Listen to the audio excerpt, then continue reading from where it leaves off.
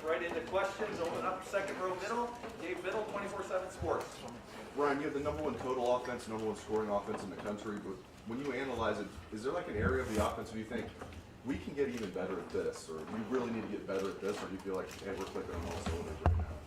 Yeah, there's a lot of things that we need to continually improve on for sure. And it's the focus on execution during the week. We come out in the second half and kind of take a sack early on, don't execute that play. Had an opportunity for a big play there, and then go 3 and out. And there's things that we got to make sure that we lock in on, and still a lot to grow from. And as you start to play against better and better defenses, the issues are going to continue to emerge, and the issues are always there.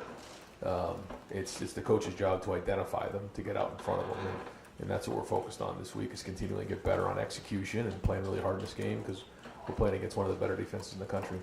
This is kind of out of left field, but what are your thoughts on college football's overtime rules? And Penn State and Illinois just played in a 9 overtime game. Do you like the overtime rules? Do you not like them? Are you indifferent? Where are you at on that? That was the first time that I've seen anything like that, for sure. I think it's all of us we're in that same boat. We're too sure what to think of it all, but I know that the long overtime game that happened a few years ago, it seemed like it just went on too long, and the guys were a little bit at risk there. So this was certainly a new experience. I don't think that's what they expected when they put the rule in there, but I guess the only thing I thought about is I better have more 2-point plays ready to go. Second row right, Joey Kaufman, Columbus Dispatch. Ryan, when you had a chance to look at the film and watch CJ's throw to Jackson, where he puts it between 3 defenders, what'd you make of that? Kind of looking at it again on replay. No, I mean I thought that the route was run correctly, and the timing was good. We call that a 1-inch throw. We throw the ball right over the baseball net, and he delivered on that throw. I mean that was a big time throw, and there's times to take those shots, and there's times where you got to understand when to maybe just check the ball down. But he was decisive, and he delivered the ball, and it was well done. Does that kind of shows the confidence that he's playing with? Because I imagine to thread a needle like that, you have to be pretty confident as a quarterback. Yeah, I do. I think so. But that's kind of we talked for a little while about when you play against better defenses. There's not a lot of guys who are open. That's kind of how it goes. And as we start to play more and more of these teams, guys are less and less open, and that's part of playing really good. Playing well at quarterback. But to your point, in order to make throws like that, you got to feel confident about it. But that goes back to practice. If we're practicing like that on Tuesday, Wednesday, Thursday, and he's already body repped it, then you have more confidence in a game because the picture looks like it did during the week. I just want to ask quickly about Stan's a master and Marcus Crowley. Yeah, but Marcus is going to be out for a long time. It's a long-term injury, and certainly prayers go out to him. And it was something that happened during the bye week, and he's working towards recovery, but it's going to be a long road for him. Master will hope to get back this week. Third row left, Dan Hope, 11 Warriors. Yeah, Ryan, just to follow up on that, in terms of your running back depth, how do you feel about where your running back depth is right now? Yeah, I mean, for this point of the year, we're doing okay. It's part of the game. You're going to have some guys who get bumped and bruised along the way. You're going to lose some guys, but I was excited to see Mayan get back out there, and it was good to see Evan. I thought Evan had some good snaps there, so you get Master back, and now you feel like you have 4 going into this game. Was Mayan good when he left the game the other day? It looked like maybe on TV he was favoring something. Yeah, I mean he'll be practicing today. Yeah, in games sometimes you get battered. I mean it's a rough, tough game, and there's a lot of things that happen. But expect him to practice this week. Second row right, Austin Ward, Letterman Row.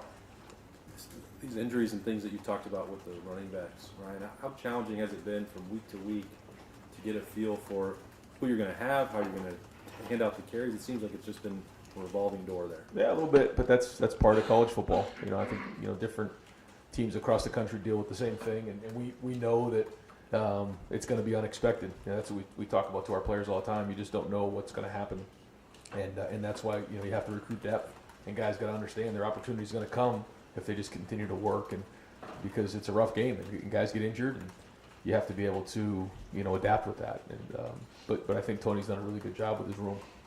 What is it like for you on the field, on the sideline, to watch Travion when he gets rolling? It seems like trying to arm tackle him would be a bad idea.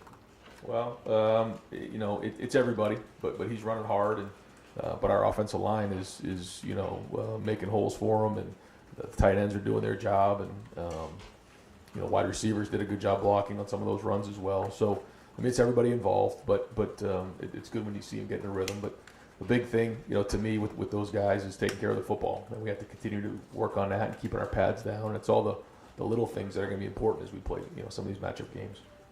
Third row middle, Doug Lee Maurice, Cleveland.com. Ryan, what is your blocking success at the moment in terms of, it just feels like a lot of times if your guys are running the screen, or whether it's your receivers on the outside or an offensive lineman supposed to get a linebacker at the second level, it seems like you guys make the block a lot. And sometimes, you watch other teams, it's like, hey, you drew up the play pretty well, but that guy missed his block and it got blown up. Are you guys doing that pretty well right now?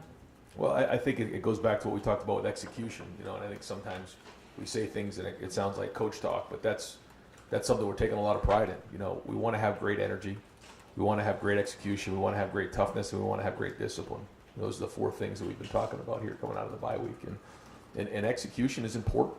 Execution fuels emotion, and it's something that if you love the game of football, you're constantly trying to figure out that the game of chess of football is, for instance, with the offensive line, what are the calls? How are they going to attack us? What is the line movements? What type of technique are they using? Are they two gappers? Are they penetrators? Is it a 3 down front? Is it a 4 down front? Am I going to get help? Do I need help on this block, or can I get up to the second level to make that block? Where is the running back in proximity to my block? Like, all those things are things that we have to continually work on, and it takes a lot of work. It's not just the physical part, it's the mental part. And I think that we've been doing a very good job of that. We need to continue to build on that. But I think that's what you're seeing is guys who are, and again, it goes back to practice. If you're doing it in practice and you've physically done it, when you go into a game, you feel more confident. So today's a big day for us. And when you are playing a great defense that specifically has a couple great defensive players, how aware are you of, we got to make sure we control that guy, whether you talk about it, with what you scheme up during the week? I guess I'm asking, Micah McFadden, I thought, is one of the best linebackers in the Big Ten. And it felt like there were times last week when he would read some stuff and maybe be somewhere, and then you guys blocked it. I think on the screen touchdown to Travion, Ruckert went right to him and took him out of play, and that was it. How aware are you of great defensive players on the other team? Yeah, we're very aware. Our personnel conversations are very significant in trying to figure that part of it out. And you want to always give your guys the best chance to be successful. But at the end of the day, Ruckert has to make that block. If he doesn't make that block, it doesn't matter. But anytime you're calling a play or running a play, you want to put your guys in an advantageous situation. And whether it's personnel, leverage, whatever it might be, and matchups, as you start to get into some of these, really good defenses are important. Is that a good matchup for us? And you can't always project that correctly, but you try to play tendencies. This is a game of tendencies, and the more times that you're putting your guys based on tendencies in a good situation, then you're doing your job. Over here far right, Dom Sperry, WBNS. Coach, as you look at their defense, what jumps out? We thought this would be a heck of a battle a couple weeks ago. Is any of the luster off it? Well, I think the defense has played well. I mean, they really only gave up 10 points again last week, and I think they're averaging 14 points a game giving up. So it's a very good defense. Brent Pry's an excellent defensive coordinator, has been for a long time. They have a very good scheme, very good players. I think when you look at their front, they're very active. The linebackers are very good. And their back end is veteran now. They played a lot of football. So, they're one of the better defenses in the country, in my opinion. And there's a lot that goes into that. I think it's scheme. I think it's coaching, but they have really good personnel as well. You've said in the past you didn't know for sure what to expect this year. Is your offense where you thought it would be at this point in the season? And how much better how much room for improvement is there, I guess? Well, I think every week is a new challenge. I think of every week is like a whole season. You just don't know how the game is going to play out based on matchups, based on scheme, based on weather, based on how either side of the ball is playing. There's just so many different things that come into play, and try not to go into each game with any expectations other than just execute at a high level and take it one play at a time.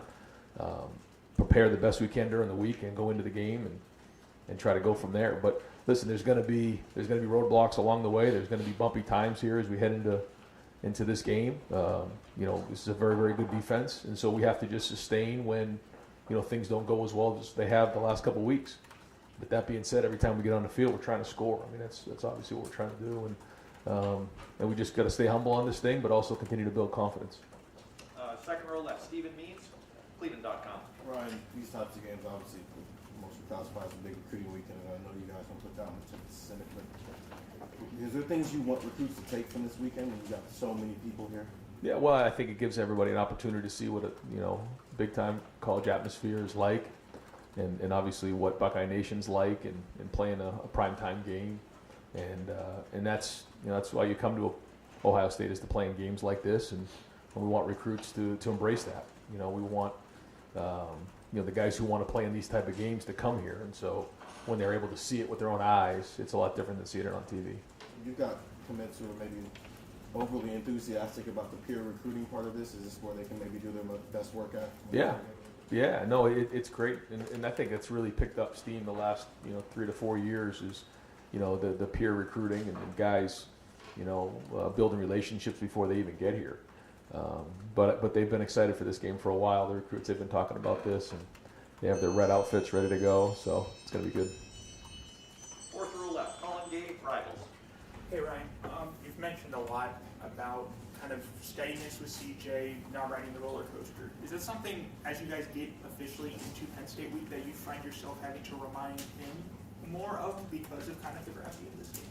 I just think that you just, like any week, you talk to them about what to expect. What are the situations, what are the conditions, all those things, and that's part of coaching. But yeah, I mean, this game will be a little bit different. It's going to be electric. It's going to be at home. We're playing against a really tough physical defense that is one of the better defenses in the country. And in a matchup game, you got to learn to play a little field position football and those type of things, and being smart and all the things that have got him to this point. But at the same time, I mean, he's got to go, do what he's done the last couple of weeks, and that's go out there and play with confidence, prepare at a high level, and lead his team. I also wanted to ask about the defensive line. How have you seen the dynamic of that room change, especially as you've seen younger guys come along and then seeing some of the older guys kind of get back to what you've been used to seeing from them? Yeah, well, we're getting some of the older guys back, which is good, and they're starting to really show up, which is great. And then the younger guys who kind of early on had to play, kind of forced into some roles that now there's real depth there. So I think that room's coming around. They're again, you can see some energy there. You see them with good pad level, and now they're producing as well. So again, a bigger challenge this week, but you're seeing a lot of progress. Fourth row middle, Patrick Murphy, 24/7. Ryan, I asked you a couple weeks ago about the challenges of this second half of the season, and obviously you guys handled Indiana fine, but as you've said a couple times today, this is the big one thus far. What is the approach this week? How much does practice change? Does it not change? What's different when you are facing a team like Penn State that brings what they bring in? Just the opponent, and our standard is not going to change, but we also know what's in store, and so we've got to utilize every minute of the week.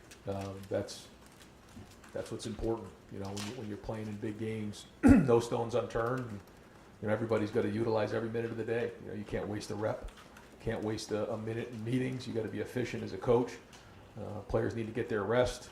All those things. And but other than that, I mean, we're going to do practice the way we've done practice still, since week one, and that's the best way we know to prep. And there seems to be a perception, Penn State not in the top 10 anymore, 2 losses. You don't seem to have that approach, that this is any different than maybe how people were looking at it a few weeks ago. Yeah. Why is Penn State still as good as you thought they were, even though they've lost twice? Well, when you look at the games that we've had with them in the past, they're always a dogfight. That's just the way it's been, and I know it's going to be that way. They have a lot of pride. They're a very good program. Coach Franklin does a very good job. I got a lot of respect for the 2 coordinators, Brent Pry and obviously Mike Yursich, who we know well. I mean, they're one of the best programs in the country, and so it's hard to beat these type of teams. And we know when Penn State comes into town, we got to be on our game, and this is going to be one of those games. It's going to be physical, back and forth, and we got to start fast and be ready to play for 4 quarters. Second row right, Bill Rabinowitz, Columbus Dispatch. Ryan, give me what you think of the state of the defense right now. Obviously, we had to change a while ago. There's been improvement. So how much improvement has there been? How championship caliber is this right now? Yeah, I don't know. I mean, again, we're kind of taking it week to week, but you are seeing, first off, some guys fit into some roles that, you know, wasn't there a month ago. And I think we all recognize kind of who guys are, who the starters are, who some of the guys who are rolling at different positions, and guys are producing. And I think there's a lot of confidence there. I think the way that we're preparing on a week-to-week basis with the defensive staff has been solid and efficient. Again, bigger challenge coming. Bigger challenge is coming, but again, the goal for them is to identify the issues before they emerge and get them addressed. And there's certainly always issues to work on. There's a lot of talk about going with the more of a two-safety look. You also did something with the boundary and field, right? And what did you change there? Yeah, just having the ability to line up a couple different ways. One, you know, to the formation, and two, to the field and boundary. And those are just different ways to give the defense a different look. And you know, those guys had long conversations about, again, what's best schematically for our players, but then what also challenges the defense. I mean, excuse me, yeah, for the offense. Sorry about that. Second row middle, Nathan Baird, Cleveland.com. Yeah, last two teams you've played, I think we're missing all their starting cornerbacks or most of them. When you look at, besides just being veteran, you look at Penn State's secondary, what's there that's going to challenge your receivers and CJ Moore this week? Yeah, well, Castro Fields has played for a long time, very good player, veteran, understands that style of defense. You know, I feel like over the years they've had a lot of corners who have played in that style of defense for a long time. He's one of them. You know, Porter played against us last year, very long, very athletic. Again, does a good job in their defense. I think Brisker is one of the better safeties that we played against this year. He's physical in the box. He's athletic. He runs around. I just think across the board, they're athletic back there, and it allows them to run some different schemes. They can man you up. They can zone you up. They can do a couple different things, and they do a lot of pressuring now, and they're aggressive with that. And I know they'll continue to do that in our game. Last year, Dotson had a big game against you guys. Is that something that Denzel is prepared for, to be part of taking that away, and you kind of look forward to seeing, I guess, how he rises to probably a bigger kind of challenge than he might have faced yet this year? Yeah, I think Dotson's one of the better wide receivers in the country, and we got to know where he is at all times. They're going to try to find ways to get him the ball for sure. And so, however we go about doing that, that's part of the schematic stuff that we'll work on this week. But we have to know exactly where he is. Second row left, Griffin Straub, Lemon Warriors. Yeah, Coach, I know Julian had been dealing with some injury issues, but he did not get in this week despite seemingly being available for the game. Is he still working through some things? Yeah, we're expecting a full week of work this week. He was available in an emergency role last week, but we just didn't think it was the right thing to do. But we're expecting to practice this week and be available for the game on Saturday and play. And then with Marvin grading out as a champion this week, what did you like out of him, aside from the causing the safety on special teams, but his receiving work as well? Well, it starts with special teams. I think his attitude has been excellent on kickoff return, on punt return, and that's where it starts. He and Emeka both have been very, very good on special teams, and that it just translates over to playing on offense and defense. But I was impressed with the catch he caught over the middle, where he got smacked after catching the 5-step slant. And showed some toughness there. Obviously with the play he made on the safety, and we caught another ball. So he's got a very, very bright future. Right next door, Bill Landis, The Athletic. Ryan, when you guys were, I guess, assessing some of the defensive changes you wanted to make, I realize as coaches you have a lot of experience. Maybe it's not new to you, but for your players, like how much of what you're doing now was stuff that you had maybe worked on in the off season as a consideration for a changeup, and how much of it was totally new to them when you came in to meet after the Oregon game? Yeah, a little bit of both. Yeah, I wouldn't say that we came in and it was like out of left field. And some things maybe we toyed with the year before. But so many of our guys were so young that they were just trying to get lined up in the spring and the preseason. So I think we've done a good job of changing it but not overwhelming them. And we have to continue to do that. I think any kind of change really, and yours seems somewhat substantial, can kind of go awry, I think, on you if it's not go the right way, but it seems to have gone pretty well for you guys. I mean, what does it say about your players, I guess, if they've kind of taken to that and have not shown any real kind of breakdowns as you're trying to transition to a different style of defense? Well, and I met with those guys right after the Oregon game and just talked to them about that there needs to be ownership across the board. If this thing's going to work, everyone has to take individual ownership and then unit ownership.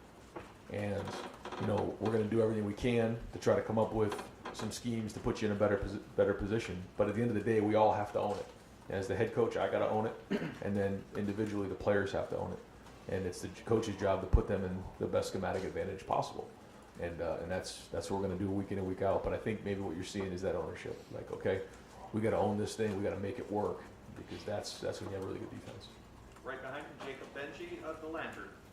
Yeah, hey Ryan, just touching more on Marvin Harrison. How have you seen him learn from guys like Chris Olave and Garrett Wilson, guys who kind of similar to him, came in highly talented, and with Marvin, he's got a father who probably gives him advice just when he needs. Just have you seen him just take the advice and kind of apply it?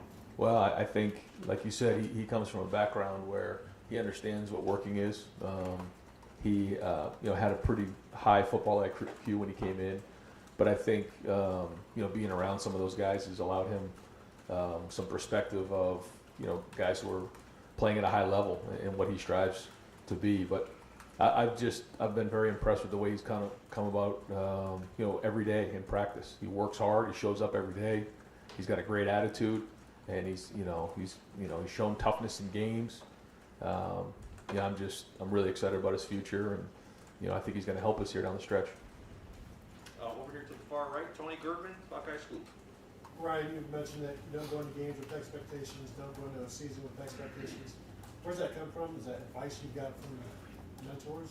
I don't know. I just think that over the years, when you do that, you get yourself out of whack. You start to think something's going to happen, and you can't do that. You can't make any assumptions. You can't take anything for granted. And that's just the way this game is.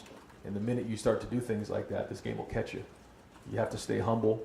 You have to, continually focus on those little things, not expect anything other than, great effort and, obviously focusing on those type of things. But other than that, you just don't know what to expect on a daily basis. And that's what, you've seen that this year in college football.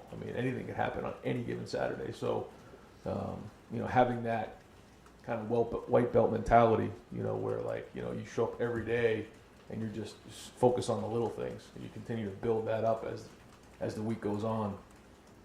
It's just something that I think works. And then CJ, are you asking more of him than you did Justin and Dwayne at the same point in their starting careers? I guess different things, probably.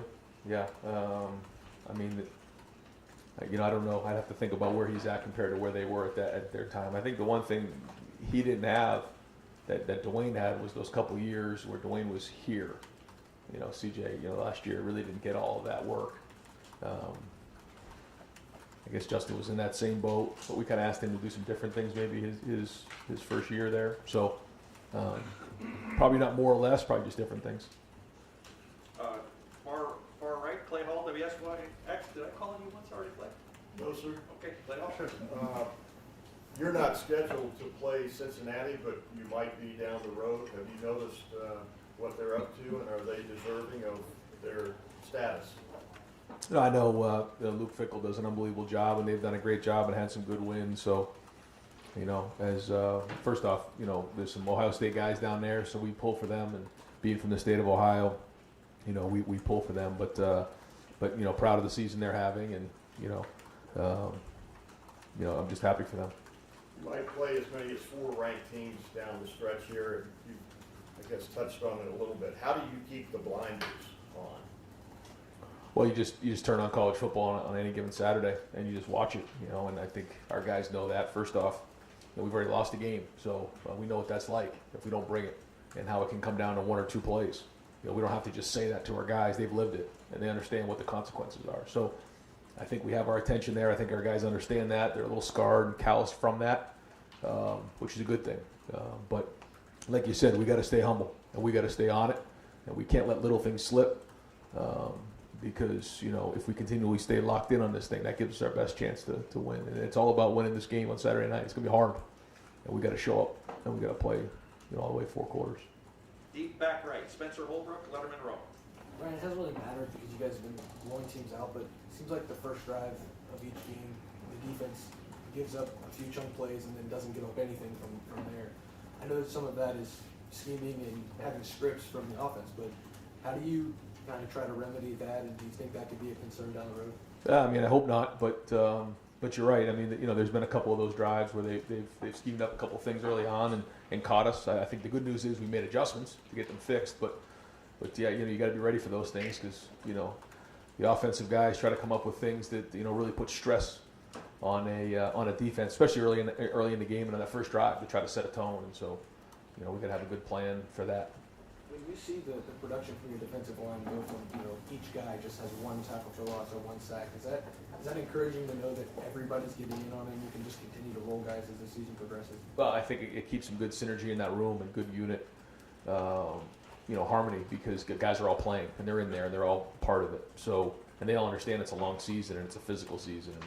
And, this stretch we're about to go on, we're going to need them all. So, I think that's, Larry's been doing an excellent job with that.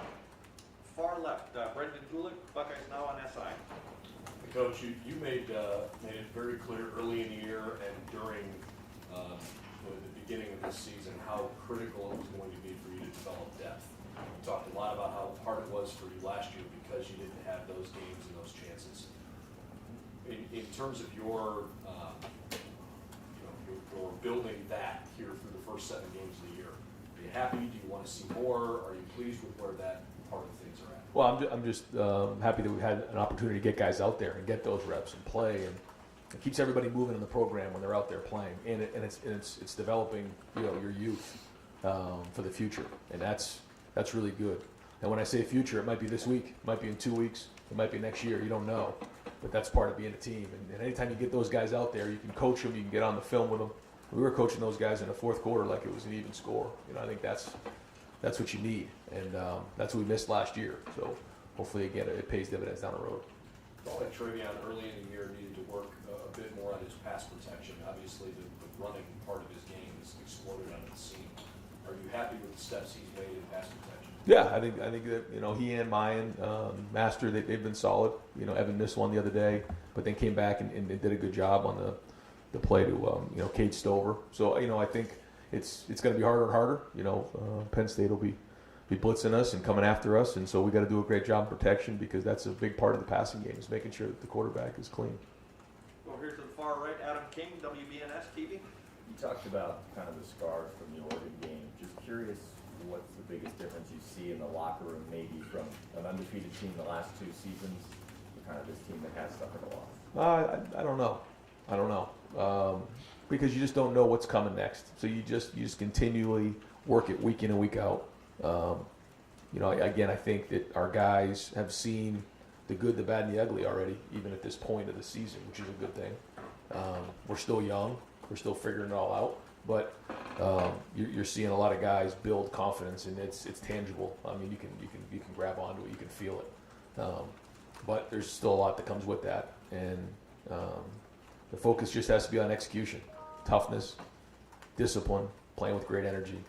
And if we continually do that and don't let any of these other distractions get in our way, because that's the other part of it.